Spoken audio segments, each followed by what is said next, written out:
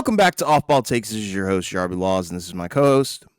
For Wells. We appreciate all the support on our recent content, and before we do get started, please don't forget to like and subscribe, and follow us on Instagram and TikTok at the OBT Podcast for more content and updates. Yes, so we are back with a new episode, and now we are through the game threes of the conference final. So the last time we recorded, both the Indiana Pacers and the Oklahoma City Thunder were up 1-0. Knicks Pacers had a couple of games, so we'll start with those. The New York Knicks, game two, right? Not quite the same as game one, but another game in which it came down to the fourth quarter, and they were just not able to close. That one was led by Pascal Siakam dropping 40, right? And most of the game kind of backpacking the rest of the supporting cast for the Pacers, with a few guys chipping in here and there. And then, when you look at the Knicks, right, you got a really good game from Brunson. Not great performances from everyone else, but the defense continued to be a problem. But of course, the big story was game three, where in game three, the Knicks made the adjustment in the starting five that we talked about potentially could happen, where the starting five had been a negative in the plus minus over the course of the playoffs. And we thought, well, probably the only change in the starting five is maybe they start Mitchell Robinson in place of Josh Hart. It's exactly what happened. So they ended up rolling out that starting five. First quarter, it looked like the Knicks were able to get stops, right? Like the Pacers weren't really scoring a whole lot, but the Knicks didn't really score a ton either, right? But then in the second quarter, everything just went wrong. Brunson and Towns got into foul trouble. Towns had 3 in the first half. Brunson had 4 in the first half, right? A couple of the calls were not great, but still, some of them put themselves in the position for them to be potentially called, so that's not amazing. But it was funny because the Pacers went up by as much as 20 points in the second quarter, right? And then there was a little mini run where they took Brunson out, and I think Towns was out, right? He was out towards the end of the second because he had already had 3. And they were able to get a few buckets at the end of the second. I think Bridges and Deuce McBride had a couple of shots go their way to get the lead down to 13 at the end of the first half. Then in the third quarter, you're like, all right, let's see where this goes. The Pacers run it back up to 18, right? Then Aaron Nesmith gets hurt, has an ankle injury, does come back eventually to finish the game. But the Knicks were able to actually get it to under single digits in the third, right? And then I believe they finished the third with the Pacers scoring a bucket, so they ended up going into the fourth down by 10, right? And then Karl-Anthony Towns outscored the entire Indiana Pacers team in the fourth quarter by himself, or matched them, had 20 points in the fourth, and the Pacers only scored 20. And it's funny because you could look at it two ways, right? Where it's like, with the Pacers, it could be a missed blown opportunity because you had a chance to go up 3-0 and more than likely 99% put an end to the series. Maybe the Knicks don't get swept, but they probably don't come back. And then for the Knicks, it was kind of wild that they were down 20 in the first place, because even with all the changes we talked about that they made on both ends of the floor, they were still getting crushed in the second quarter. But again, some of that was due to the foul trouble. But funny enough, there were stretches where, Brunson didn't really have a good game anyways, right? This was easily his worst game, -6, and didn't really play most of the fourth quarter, right?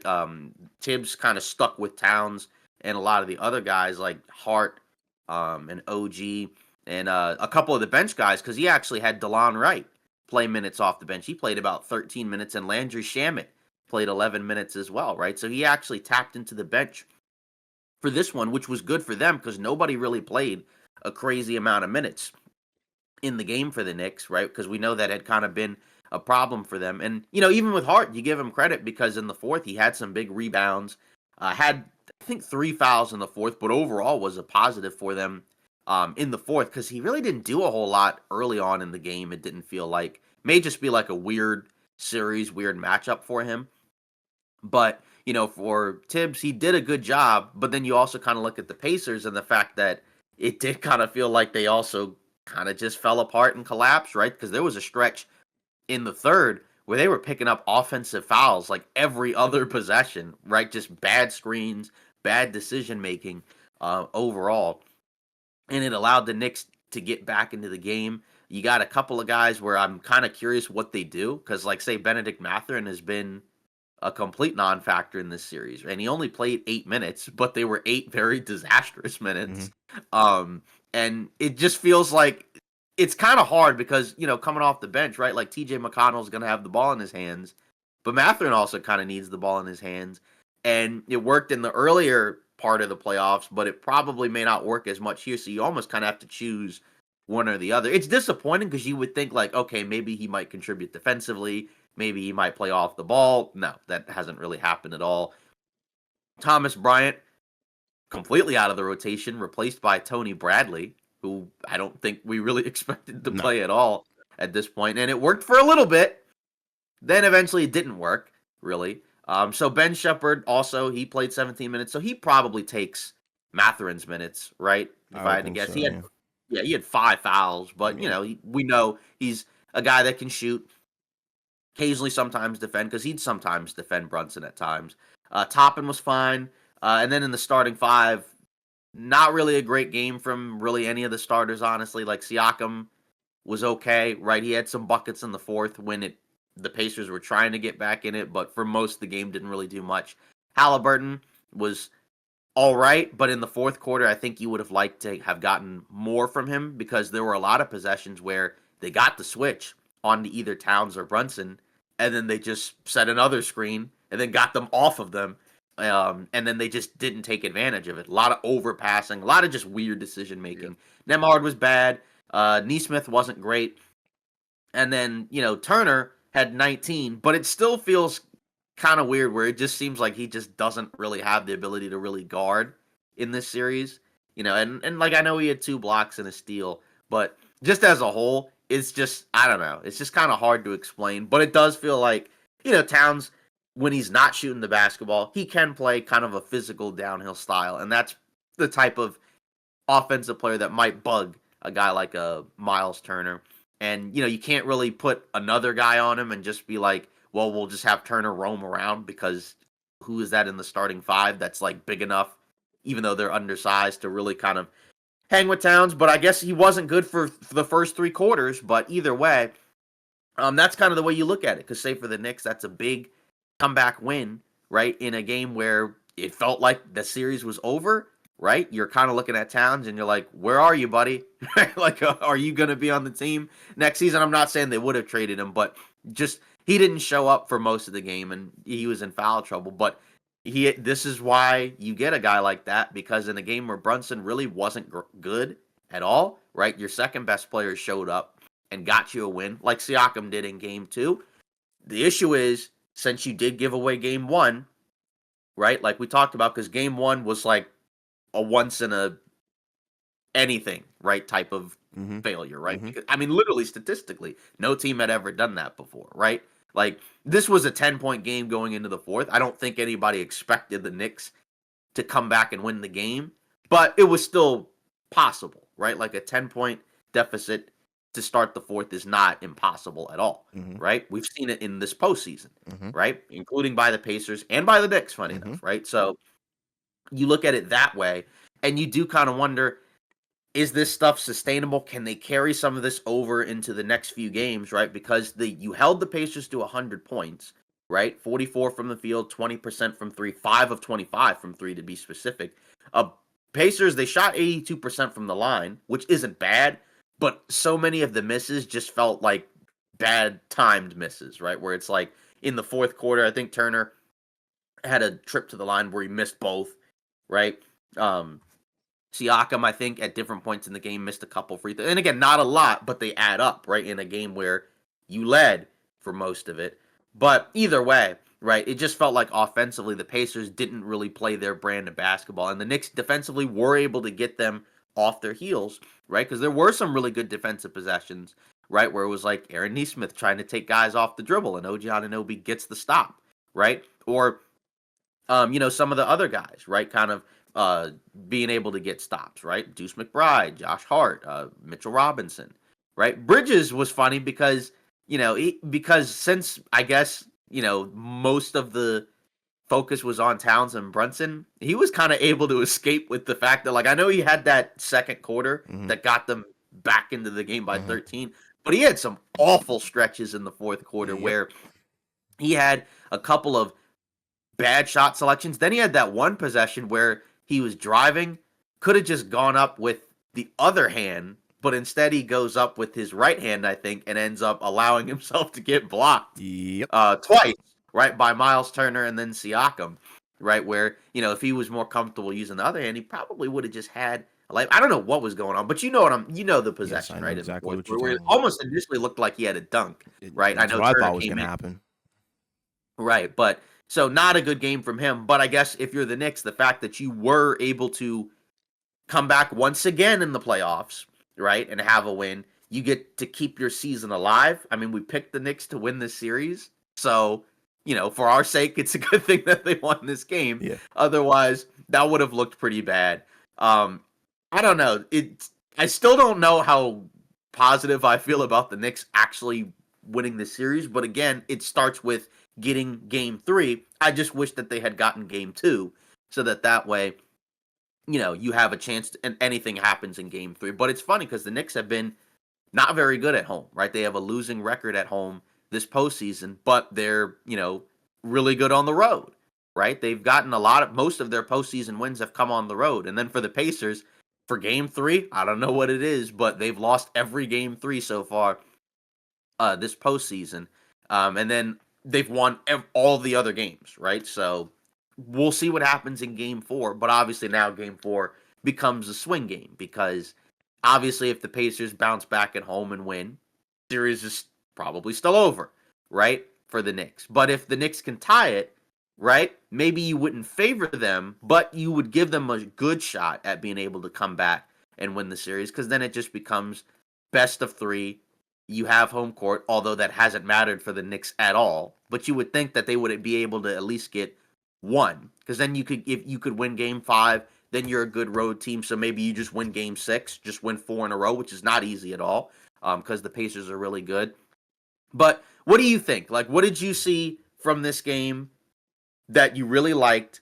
I guess really it was really only like the late third and fourth quarter. But did you feel like you saw anything that made you feel good about the Knicks' chances of coming back, or was it more so just a stupid game by the Pacers in the fourth quarter where it just felt like a lot of what we've seen so far this postseason we didn't see? What do you think? A little bit of both. I do want to start, from the Knicks' perspective, right? And the thing that I was most happy about and thoroughly enjoyed actually were the adjustments and also, what this team looked like without Brunson, right? And I think that's the cool part. And I think that's also somewhat the, I guess, unfortunate part of having a guy like Jalen Brunson, a guy like Luka, where, these guys have to have the ball in their hands pretty much 24/7. The offense is pretty much dictated around them. But at the same time, they're not necessarily like a maestro like Tyrese Halliburton, where everybody's going to get involved in the most efficient way. And also, respectfully, they're not good defenders, right? And I think you saw kind of what New York looked like defensively without a Jalen Brunson, where that's a guy who gets targeted clearly. And you could tell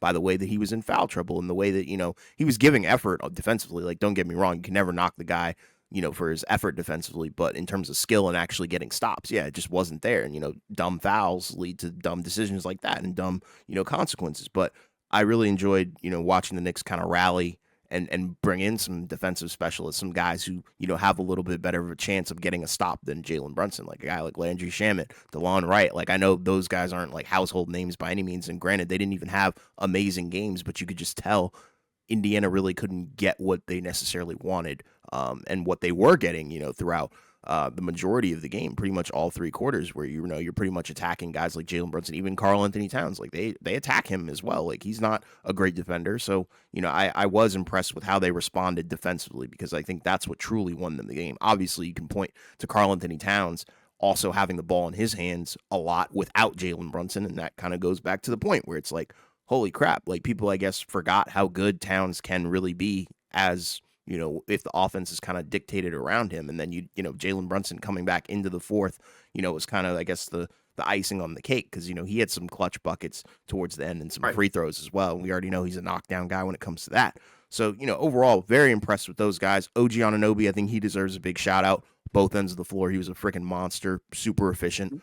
Mikal Bridges, like you said, stunk it up on the offensive end, but I think defensively he did have his moments as well, and I think that's the cool part, right?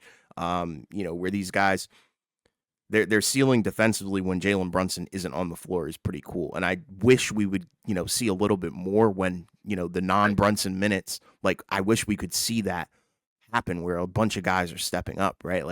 I think that's ideally what, Mikal Bridges was kind of brought into, the New York Fold to do was like, yeah, you can be the guy to relieve some pressure offensively. Obviously, we already know that's Karl-Anthony Towns' job as well, but sometimes it seems like both of those guys, if Jalen Brunson isn't playing, then Towns probably isn't playing as well. So I feel like, it would be nice to get some more consistent play from Bridges offensively, but defensively, I think they played their game and they played amazing. From the Indiana Pacers perspective, I hated pretty much everything I saw in the fourth quarter, right? And I think it starts with Tyrese Halliburton, respectfully. I think majority of the game he was okay, but the fourth quarter wasn't aggressive, and I think the sheepish version of, Tyrese Halliburton is not a good version of him at all, because there are a lot of times where, he should be attacking the lane every single time, anytime he gets that switch that he wants, but instead, you want to be freaking, ISOing at the top of the key for an empty possession, right? That's not really his game, right? It's to get others involved while also,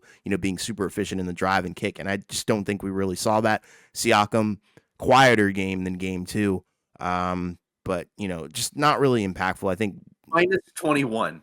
Exactly. I think Indiana kind of settled a little bit too much in this game, I feel like. And granted, I think the main reason that they were up by so much was because Jalen Brunson literally crapped the bed for 3 straight quarters, right? And majority of the game.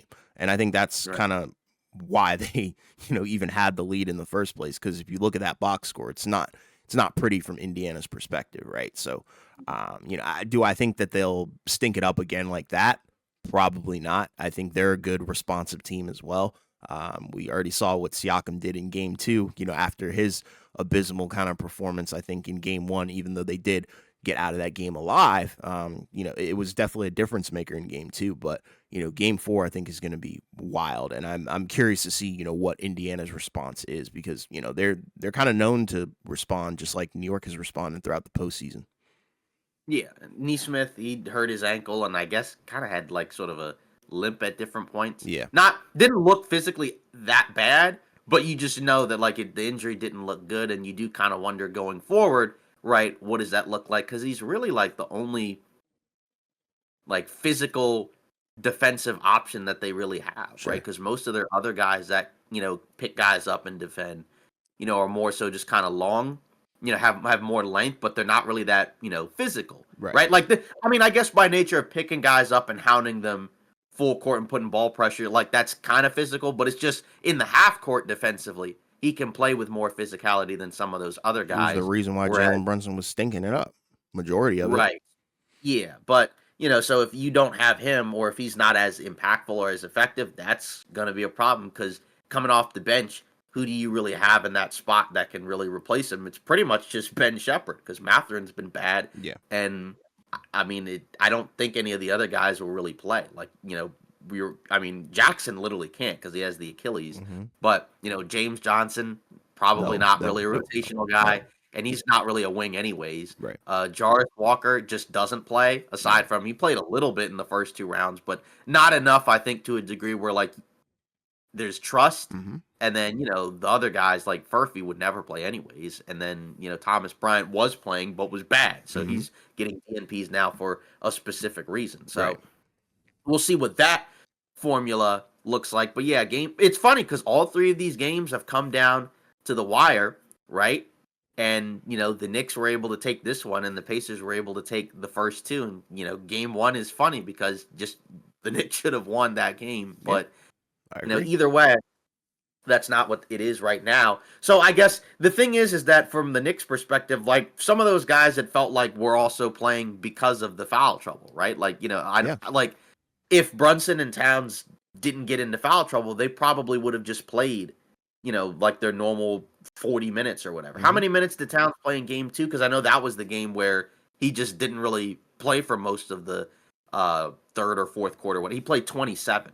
Right. But like Bridges played 45. Brunson played 38. Like, again, that was a game where, like, Towns defensively just wasn't great, and he went with Mitchell Robinson the rest of the way, but it didn't work, right? They still ended up losing that game anyways, but like you said, that's the tough part is that your two best players are also not great defensively. So the longer they're out, so you need them out there, right? Like you don't normally probably win a game like this, but the good news is they do have other guys who can at least in a pinch help you out on both ends of the floor. But, again, we'll see what happens because like you said like I said, you could make the case to like, oh, okay, well, Brunson's out, but that kind of makes your lineup better defensively, right? Like the lineup they had at the fourth where it's Towns, like, yeah, he's not a great defender, but pretty much everyone else in that lineup was a Mm-hmm. positive Mm-hmm. defender, right? So that's kind of a big thing where you'll probably continue to see more McBride. Hart, I'm sure, will continue to come off the bench. I'm curious to see if Wright and Shamet will still get minutes. Like they may not play quite as much, only because the minutes will probably be balanced out a little bit more with Brunson playing more. But you might as well, because again, you need somebody, anyone who can help out, on the defensive end, because that's been the Knicks' biggest Yeah. issue, No which you more kind of campaign minutes, please. right, and he Respectfully. didn't play at all. And like I guess the idea was another ball handler, right? Especially like if Brunson's not out there, but he was just so bad to the point where he just couldn't really help you. Yeah. Like at that point, like you said, you'd rather have the other non-Brunson guys just bringing up the ball Yeah. and doing stuff because he just was not good at all, Yeah. right? And So you that's have a guy like Towns, like who can, in reality, be the focal point of an offense. So that's the beauty of it, right? yeah. Yeah, so we'll see what happens in game 4. Again, that one will decide the series, I feel like, because I mean, it may not, but It obviously if will. the Pacers then that series is done. I think the Knicks will have a good shot at being able to bounce back. It's again still not easy to win 4 out of 5, but then you cancel out the home court and then it just comes down to best of 3. The only concern I would have for the Knicks is that like if you have to continue to play guys a bunch, how much will they have left in the tank by the time you get to game 7? But, either way, we'll see because we haven't had a blowout game yet because the 2 games where both teams went up by double digits, they could not close. And So, I feel like we'll see if Indiana the would be most likely to blow somebody out in this series, right? right. Yeah, because that's because they were, because from 3 they were pretty bad. Like I said, only 5 for 25. Yep. So if they were just average, right, then that might have been enough. Because but like you said, they also built up the lead with the foul trouble. So Right. I don't expect those guys to get into foul trouble as much as this game. Like I'm not saying that they're not going to pick up fouls because at least we know Towns does, but I don't think it'll be that bad to the point where it's like 4 fouls in the first half. But they're still going to get attacked defensively, so we'll see if they'll be able to hold up. And we'll see if the Pacers make the right adjustments that they need to. Just it felt like their drive and kick game and their willingness to take some of those shots in the fourth quarter just wasn't really there. Yep. Like there was that stretch where like there were at least 3 or 4 times where somebody on the Pacers was open, but then they didn't shoot it. They Yep. either stepped back or pump faked and then just passed it around and around and around, Yep. and it just didn't work out. So, and yeah, And I New just York don't think didn't have Brunson in, so they were able to rotate like very easily. right. Exactly. So that's where I do wonder, like, if those guys aren't in foul trouble, like, would that probably help the Pacers? But in theory, that should also help the Knicks because those are Yeah. your best players. Right. So, Right. yes, exactly. So we'll see. But like? Do you think the Knicks will win Game 4? Yeah, I think they do. Okay. Which changes the whole optics, I think, of the series, but it's still, I think Indiana will still have the advantage just because, Right. less of a hole to climb out of. But, Right. regardless, I think this is the pathway for a game 7 series or a 7-game series, excuse me. So, Yeah. and that's what we kind of picked. So, I Yeah. didn't think it would Yeah. happen this way, but wow. No. No. No. Not at all. So Yeah. great bounce back win by the Knicks. Felt a little lucky, but the Pacers were also lucky in game 1, so it evens out. Yeah. Right? Turnabout is fair play. And this one was not quite as ridiculously lucky as game 1. Sure. I But agree. either way, you give credit to the Pacers for going up 2-1, and they have earned it because you still had to win that game and make that comeback. So, we'll see. Like you said, the Pacers, I think, still have the edge in this series. It's hard to feel confident about the Knicks coming back and win the series, but I'll go ahead and say that they tie it up. All right, cool. All right, then moving on to game 3 in the Western Conference Finals, right? Oklahoma City, after going up 2-0 against the Wolves, they had a game 3 that was a little bit different. They got destroyed. This was a belt game. They lost by 42 points, 143 to 101 in favor of Minnesota. Everything pretty much that could go wrong for the Thunder went wrong. We'll start from Minnesota's perspective, right? I think when you look at what they were able to do on both ends of the floor, like say offensively, you got Edwards and Randall having great games together, right? Which I think is kind of what you would like to have, right? You would like to have at least, both of those guys going off because, outside of Ant, Randall's the next best offensive player. You finally got a really impactful game out of Rudy Gobert, right? The stat line wasn't crazy, but he did help out defensively. He was, and even like offensively, like he didn't score a ton, but he was able to stay out there on the floor, right? He had 7 rebounds, he had a couple of assists, a couple of steals, a block, 7 points, and that's a big key for them. And then also off the bench, a better game from Naz Reid. Didn't score a ton, but again, you didn't have to have the bench guys score a ton. It was a kind of a balanced attack. But then the big change was Terrence Shannon Jr., right, coming in and actually playing in the first half. And he ended up finishing with 15. Some of that, I think, was a little bit later, but he actually had impactful minutes Big time. on both ends. Or just another athletic two-way guy that can come out there and kind of add to this collection of guys where, like, now they're picking up SGA, from further back, right?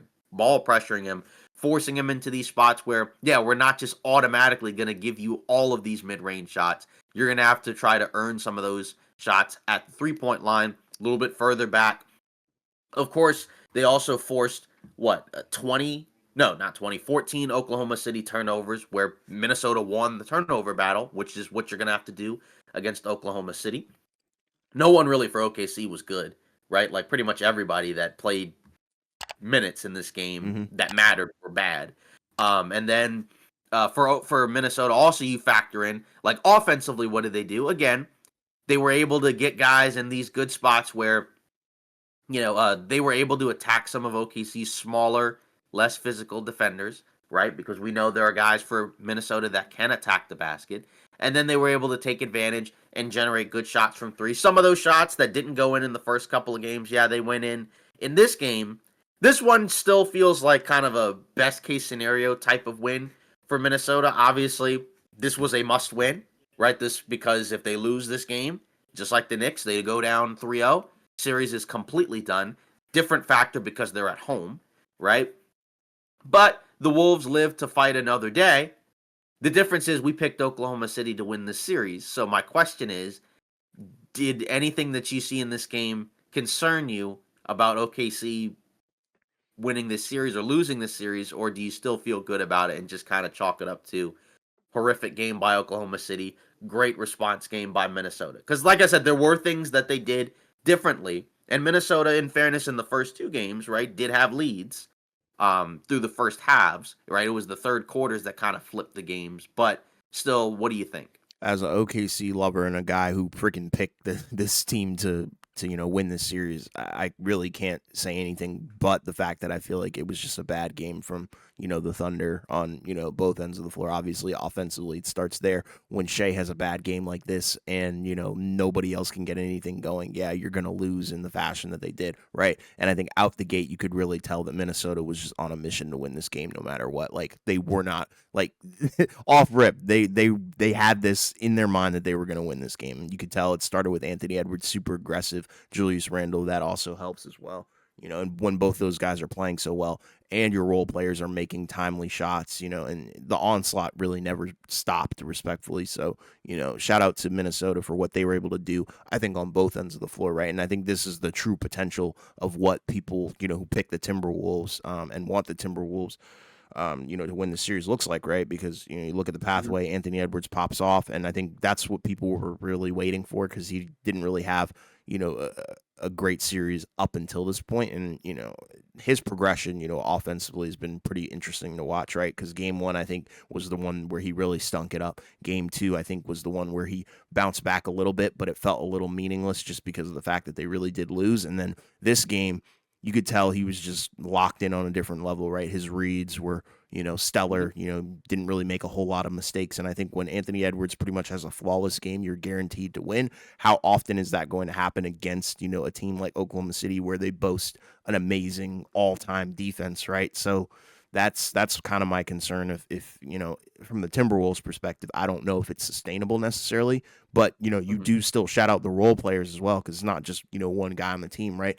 A guy like Nas Right. Reed knocking down his shots, Dante DiVincenzo, all these guys are hitting very, very big shots. And I think that's the thing that they were really missing throughout the first two games, right? They didn't really have anything outside of Ant Edwards to go to. Julius Randle, great bounce back game as well. He actually, had some positive minutes, plus 38 in this, 43-point blowout or whatever. So, shout out to them. I don't think it's likely that they, force this past 5 or 6 games. I don't know, but I could be completely wrong. But I just feel like Oklahoma City's too good, and I think they're a good team in terms of responding as well. And I don't think SJ is going to have a stinker like that again. I think it's going to be on J Dub and Chet to show up once again.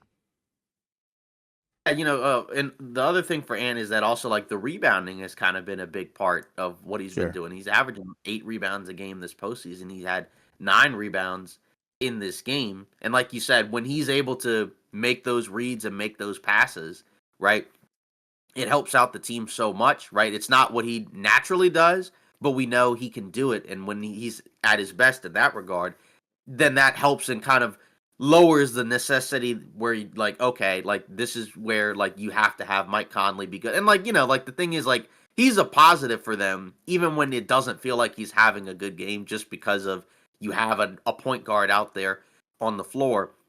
And he's a But vet. obviously when Anthony, you said what? He's a vet, right? And he does a lot of the Right, stuff that's not going to show up in the box score, which is fine. yeah, exactly.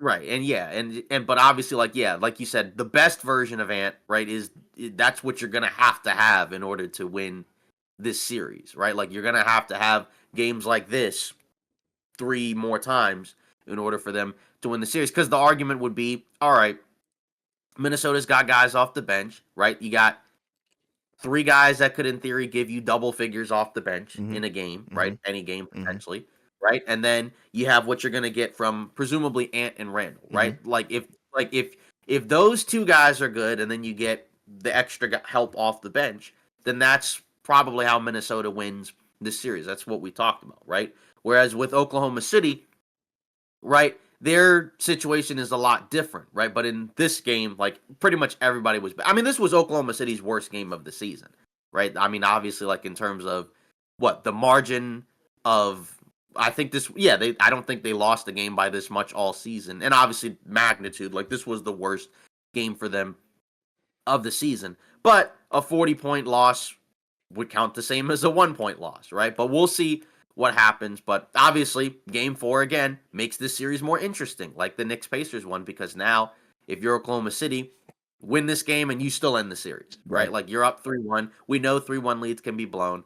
I just don't think that's going to happen in this situation, right? I agree So with you.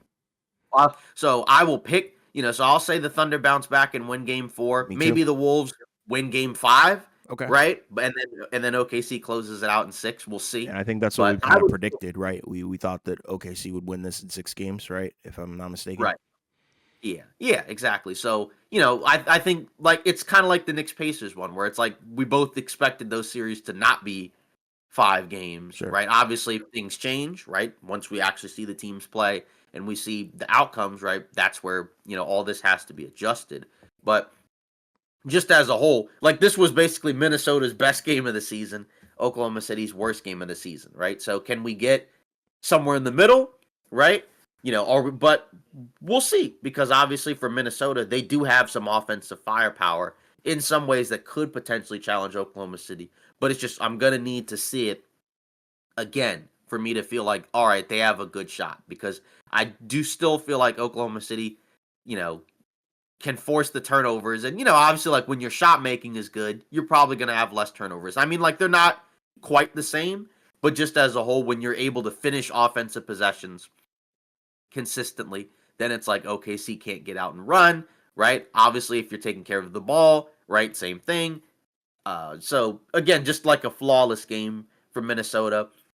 Terrence Shannon Jr., I'm sure he'll get more minutes. We'll see if he, impacts it again. And He's he earned could, them. because again, he's a long, physical, athletic guy. This was a guy that we liked in the draft and we thought would be more of like a consistent rotational guy for Minnesota this season, Right. right? Not really a guy that doesn't really play aside from if guys are hurt or shorthanded, right? But, again, shout out to Chris Finch for making that decision to put him in the rotation and add an additional guy. Because, like even with a guy like DiVincenzo, he was good in this game, but or I guess nobody was really bad, but like he hasn't been good in this series. So Sure. just having another guy out there, right, I think can go a long way in terms of helping.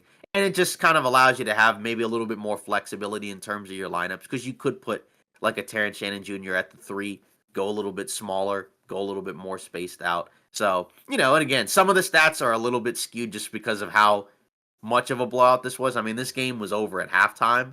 Yeah. So, I mean, Right. like, That's when the OKC pulled the plug. Really, like, come on. right. So you really only needed, I mean, like even at the end of the first quarter, what was it? It was like a 20-point game. But, of course, you could see a comeback potentially if that happened. But then at halftime, what did it end up being? It was like 60, what? No, it was 72-41. So really, you just needed 2 good quarters from Minnesota, and that was it, right? So at that point, everything else was just gravy. But I don't know. I would still pick Oklahoma City to win this series. Like I'm not going to overreact to a great game by Minnesota, but we'll see because game 4 obviously if they do tie it up, then that makes it more of a series. And even then, I would still favor Oklahoma City.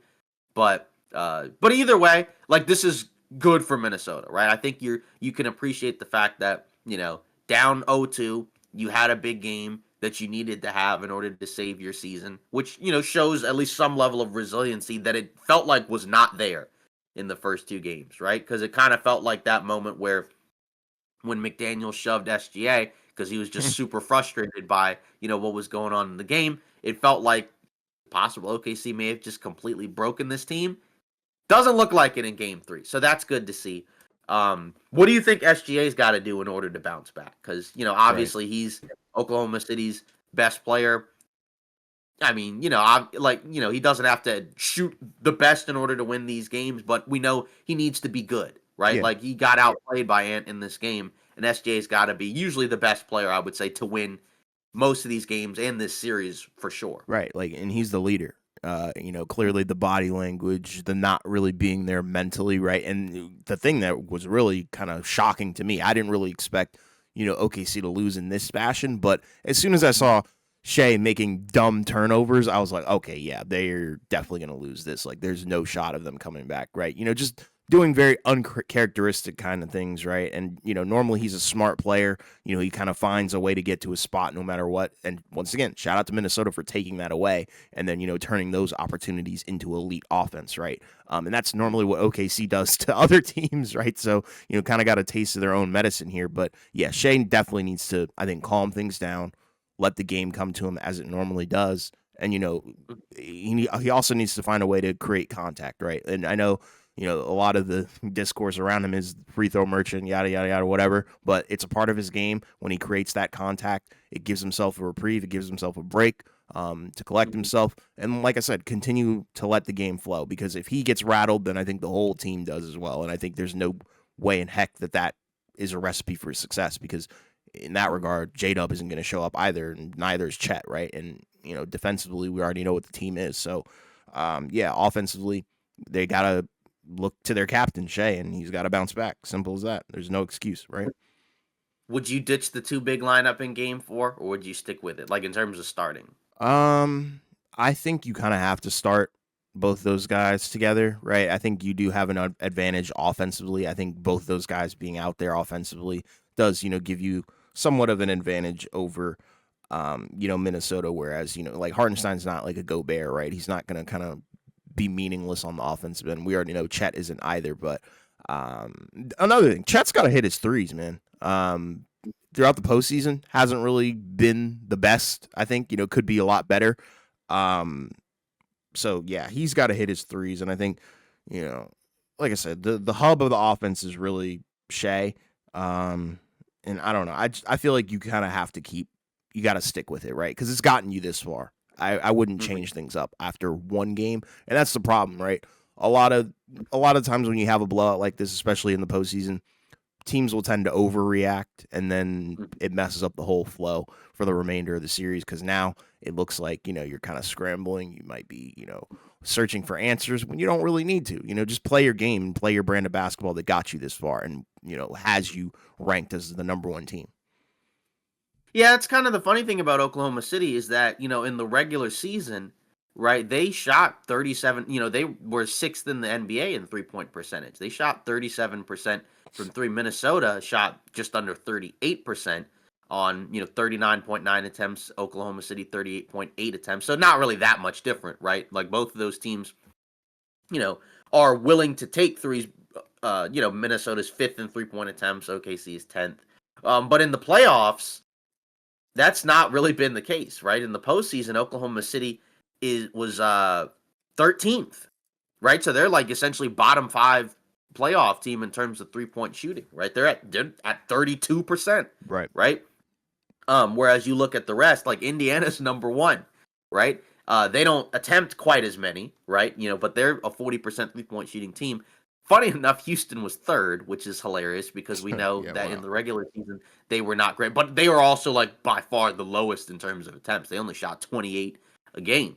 So that, like you said, that kind of feeds into the argument when you mentioned, like, yeah, the Chet Holmgren jump shooting, and I guess the team as a whole, that has to get better and that has to come around, right? But in a way, you can also say it's kind of impressive that they've shot that poorly from three and they were able to get this far because you look at all the other teams around them, right? That they're in the similar spot to. Like Miami is the next team ahead of them, and then the three worst teams were Detroit, Memphis, and Orlando. All those teams were first round exits, Right. Right. right?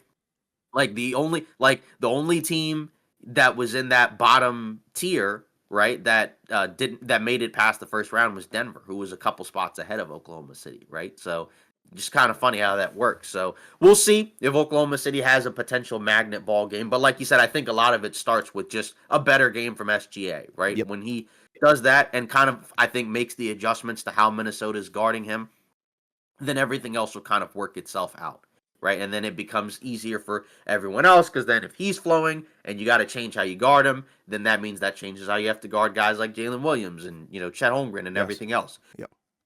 So Bless we'll you. see if they bounce. Thank you. So we'll see if they bounce back. Think they will, but again, I would also expect Game 4 to probably be closer. I think so. I mean, Minnesota's clearly on a mission, right? And they're at Mhm. home as well, and I don't think people should count that out as well. And I think the role players are going to play, pretty solid. So it's going to be competitive, like you said.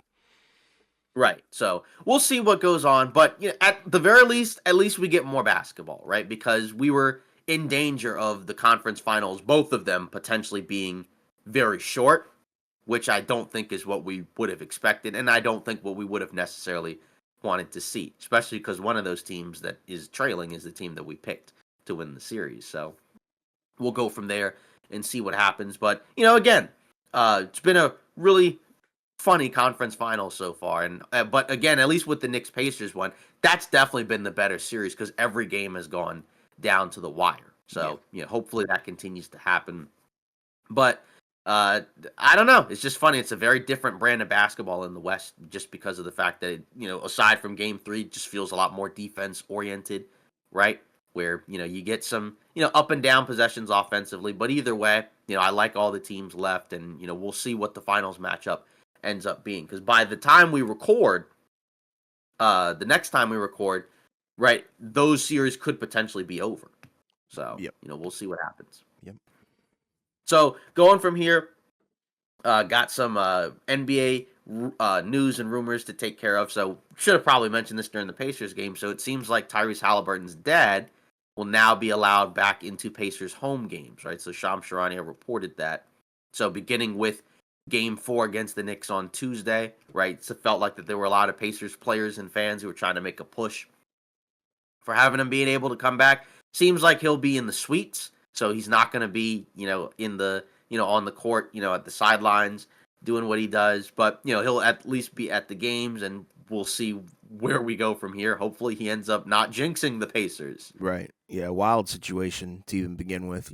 Completely unacceptable what went down between him and Giannis. I think in that series, but I think it is good to have him back regardless, right? Because that's obviously one of Halliburton's number one supporters, right? And I can't imagine being at that level, and your dad is at every single game, prior to that, throughout your entire career, right? From when you were a kid all the way up to being a young adult and stuff like that, right? And yeah, I'm just glad that he's back, and he'll know that he's in the arena, right? He doesn't have to necessarily see him, but just knowing that your number one supporter is there is going to be, I think, a big game changer for him.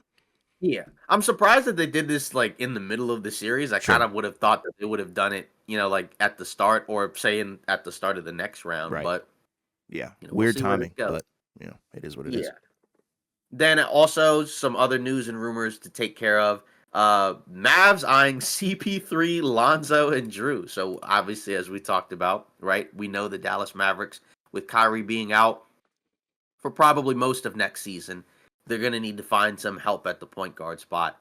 The Holiday one is kind of, I don't know how realistic that is just because of his contract. So that means that you'd have to move some stuff in order to get him, right? Whereas the other two guys, Chris Paul, he'll be a free agent. So in theory, he could just sign there. I don't know how much, money he's looking for. And then Lonzo, you'd also have to trade for. But unlike Drew Holiday, he's a little bit of a cheaper option, right? I think he just recently got that 2-year, $21 million extension. So that would be a relatively inexpensive contract to move. So, again, if you can find a good backup point guard, or I guess, potentially starting point guard while Kyrie's out, that's perfectly fine. Yeah, I like that a lot. I actually like the thinking, there from that perspective, right? Because I think, you're going to need a guy to, set the table for, presumptuously Cooper Flag and Anthony Davis. So, because we already know what that looked like when they didn't have, a point guard. It was messy, it was nasty, but the defensive upside is there. As long as they get a guy that fits their system, I think they'll be A-okay.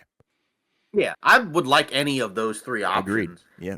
Honestly, if Holiday wasn't as expensive, that would be.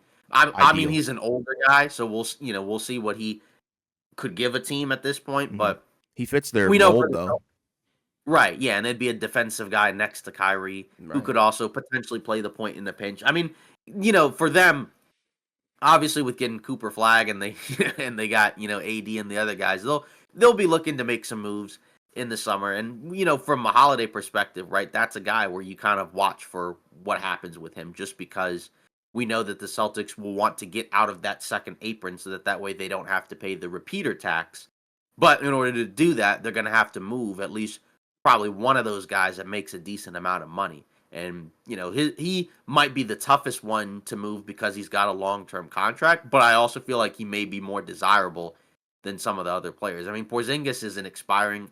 You don't know what you're going to get from him, but Holiday is probably a guy that I think a lot of teams feel like we could actually use. Yeah. So, but either way, from the Dallas perspective, right? Like because you have so many front court guys, you got to consolidate that and see if you can upgrade, either your wing or guard situation. Yeah. It's going to be wild. Then moving on, according to Mark Stein, the Bucks are trying to convince Giannis not to request a trade. Right? Mark Stein said, "quote Milwaukee has indeed been eliminated in round one by Indiana in each of the past two springs, which can't exactly be described as promising." Right? So a significant aspect of the Bucks' pitch is selling on Antetokounmpo on the idea of a so-called gap year that enables them to retool the team while allowing him to maintain his one-team affiliation after 12 seasons in Milwaukee. The very forgiving East landscape certainly enhances the notion that it wouldn't take years to return to contention. He also mentioned the Doc Rivers relationship, too. They have a strong working relationship. So we'll see. He hasn't said anything as of yet, right? Just kind of, being funny on social media, but he hasn't officially requested a trade yet. So there's still a chance. And I know there's been like a argument building from a lot of people that like maybe he should just stay in the East because the East will be the weaker conference. But if you're going to stay in the East, why not just request a trade to some other team in the Eastern Conference? Right. So that's the question that I have is what realistically will the Bucks be able to do to retool, because they don't have picks and they don't really have a lot of other players that other teams would want. So yeah, it could be a gap year. And a gap year for him is different because he's already got a title. But at the same time, you'd have to bank on Milwaukee coming through and pulling off something, next summer. And I just don't really know what you can really expect, right? Yeah. And I mean, there's a reason why it's a pitch, right? And it's not like it's a guaranteed that Giannis is going to stay, but they do have a great point I think where yeah, the Eastern Conference specifically next year and probably going forward, right? Considering how the Right. landscape might even change a little bit more considering the fact that, you don't really have a lot of, blue chip prospects going to the East as well, right? Most of them are going to the West next year or, next season or whatever. So, it's going to be open season, and I think that's kind of the cool part for the Eastern Conference. Whether you win the title or not, at least you'll be able to represent it. And I think it's like I said, it's going to be open season, so the top half of the East is going to be very interesting. I think in regards to the postseason. So as long as you have Giannis, you always have a chance, right? And I think that's been kind of the saying, for Milwaukee post title, like. They always feel like they have a chance to contend. They just haven't really put the best roster around them, and I think it's stupid, right? Because realistically, he's a very easy player, I think, to build around. They just haven't really maximized, the talent outside of him and Dame, right? Right. Yeah, because like they had the original core, and then eventually that aged out and maxed out, and then you went out and got Dame. Like you said, it's not that they can't play together, although there's certain aspects of their games that seem like haven't really meshed the way you would like it to. But then you also factor in the personnel, and that hasn't really worked out either. So we'll see. But yeah, the East will be different next year because obviously Boston, could be competitive, right? Like not like a horrible team, but probably not a championship They're team not a without lock. Jason. No, exactly, right? And then the Pacers will still be around, right? And they have the flexibility to do things, and they already have been to back-to-back Eastern Conference Finals. And then after that, Cleveland's going to have to show us, Yeah, right, that they can be trusted from yeah, here on out. not a And believer. then and then outside of that, you got like the young teams like Detroit, Orlando. What are they going to do in the summer? How much can they realistically improve? Because they're going to end up, paying Paolo, already paid Suggs and Franz. So how much flexibility will they have? And then Detroit probably will make moves around the margins, but not really, probably not something significant, although they potentially could. So we'll see what that looks like from here on out. Yeah, And then, according also to Mark Stein, the Sixers are unlikely to trade back very far if they deal the number 3 overall pick, which, yeah, basically they want some type of young talent, right? So we know they're in a slightly different spot, right, than the other teams in that top 5 mix. Because when they're healthy, that's not a bad roster. It's not a bad team, right? hmm Like if Embiid is healthy and the other guys are, like that should be a good team.